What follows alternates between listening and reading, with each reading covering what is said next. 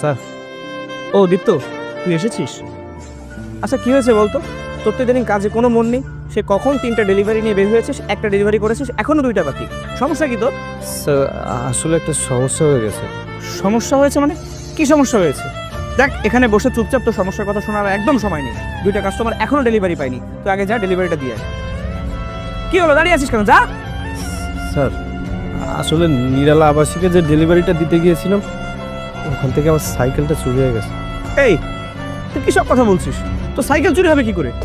Sir আমি নিচে সাইকেলটা রেখে উপরে ডেলিভারিটা দিতে গিয়েছিলাম, তারপরে নিচে নেমে দেখি আমার সাইকেলটা কে যেন নিয়ে গেছে। আমি অনেক মানুষের কাছে জিজ্ঞেস করেছি, কেউ দেখেনি, কেউ কিছু বলতে পারে না। তা তুই কেন খাবারটা নিয়ে উপরে দিতে গেলি? তুই কাস্টমারকে নিচে আসতে বলতে পারিসনি? স্যার আমি অনেকবার বলেছিলাম। শর্ট ভিডিও চ্যানেলটিকে সাবস্ক্রাইব করো পরের পার্ট দেখার জন্য।